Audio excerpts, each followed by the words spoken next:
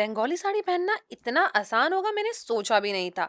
सच में काफ़ी सारी रील्स और वीडियोस देखने के बाद मुझ में ये करेज आया कि मैं भी बंगाली साड़ी पहन सकती हूँ और मेकअप कर सकती हूँ और शाका पोला भी पहन सकती हूँ। तो ये सब चीज़ें मैं लेकर आई थी कलकत्ता से जब मैं अपने लास्ट ट्रिप पर कलकत्ता गई थी इसी साल।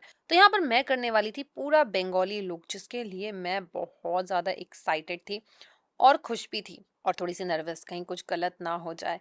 यहाँ पर मैं साड़ी बाँध रही थी। साड़ी बाँधना मैंने बहुत ही मुश्किल से सीखा है अब जाकर, लेकिन थोड़ी बहुत गलती मुझसे हो ही जाती है। लेकिन बंगाली साड़ी पहनने का सौभाग्य मुझे आज मिला। सच में मैंने ये लुक के बारे में काफ़ी टाइम से सोचा हुआ था।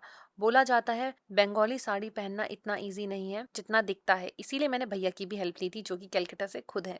काफ़ी चीज़ें तो भैया ने मुझे बताई थी कैसे क्या पहनना चाहिए और मैं भैया को ही थैंक यू बोलूँगी। थोड़ी-सी मेरे को साड़ी पहननी आई है तो सिर्फ़ भैया की वज़ह से। उसके बाद मेरी मम्मी का मुझे वीडियो कॉल आ गया था, तो मैं मम्मी को दिखा रही थी कि मैं आज बंगाली लुक रिक्रिएट करने वाली हूँ। तो मम्मी बड़ी खुश थी मेरी साड़ी देखकर और मेरी खुशी देखकर। भैया का मानना था कि मैं इसमें ना अपनी बहुत सारी तिजोरी को चाबी रख दूँ। तो मैंने बोला तिजोरी की चाबी क्या रखनी, ऐसे ही अच्छा लग रहा है। और फिर कमर में मैंने कमरबंद लगा दिया था क्योंकि साड़ी सेट नहीं हो रही थी, काफ़ी ज़्यादा फूल रही थी। इतना मैनेज करने के बाद हमने साड़ी पहन ली थी। थोड़ी फूली-फूली साड़ी ज़रूर लग रही होगी, लेकिन कोई बात नहीं। साड़ी पहनना जितना ईज़ी दिखता है ना, उतना होता नहीं है। इसीलिए जो भी साड़ी पहनता है ना बहुत एफर्ट्स के साथ पहनता होगा, इसीलिए हमें उनको जज नहीं करना चाहिए। यहाँ पर मैंने बंगाली चूड़ियाँ पहन ली थी जो कि है मेरी फेवरेट और एक-एक गोल्ड का कड़ा भी मैंने पहन लिया था और फिर मैंने अपनी प्यारी सी ज्वेलरीज़ पहन ली थी जो रिसेंटली मैंने परचेज़ की थी। काफ़ी ज़्यादा सुंदर मेरी ये लुक लग रही थी, मुझे बहुत अच्छा लग रहा था।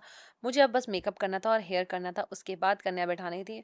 मैंने अपना बन बना लिया था क्योंकि मुझे हेयर ओपन ना ज़्यादा कुछ ख़ास पसंद नहीं है। इसीलिए मैंने अपना बन बनाया, उसके बाद बिंदी लगाई। बिंदी लगाने के बाद मेरा फेवरेट काम है सिंदूर लगाना।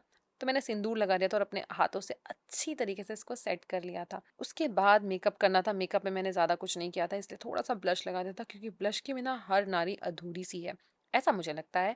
काफ़ी लोगों को तो ब्लश लगाना पसंद ही नहीं है, लेकिन मैं तो नाक पर भी ब्लश लगाती हूँ क्योंकि मुझे बहुत अच्छा लगता है ब्लश लगाना। उसके बाद काजल। काजल के बिना तो शायद ही ये लुक कंप्लीट हो पाती। इसीलिए मैंने भर-भर के काजल लगा लिया था अपनी आँखों पर। और देखो मैं हो गई थी बिल्कुल रेडी लेकिन भूल गई थी कि मुझे लिपस्टिक भी लगानी है, तो बहुत ही लाइट सा शेड मैंने यहाँ पर लिया था लिपस्टिक का और वो भी मैंने लगा दिया था और उसके बाद अपने पूरे फेस पर स्प्रे कर लिया था। स्प्रे करने के बाद मैंने सोचा कि मुझे अपने ऊपर नोज़पिन भी पहन लेनी चाहिए।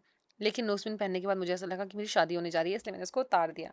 लेकिन आप बताना नोज़पिन के बिना अच्छी लग रही थी या नोज़पिन पहन के अच्छी लग रही थी? ये कमेंट्स में मुझे ज़रूर बताना। बाकी मैं चली अब डांस करने के लिए और अपनी कन्या पूजन के लिए क्योंकि मैंने सुंदर सी साड़ी पहनी है तो फ़ोटोज़ क्लिक कराना भी तो बनता है ना।